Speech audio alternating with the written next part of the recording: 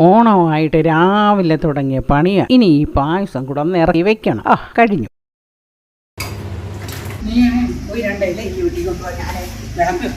ഞാൻ പോയി വെട്ടിക്കോളാം. അവൻ ഇലയും കൊണ്ട് വരുന്ന നേരത്തിന് ഞാൻ ആ സതിയെ വിളിച്ച് ഒരു ഹാപ്പി ഓണം ഒന്ന് പറയട്ടെ. ഹലോ സതിയമ്മയല്ലേ?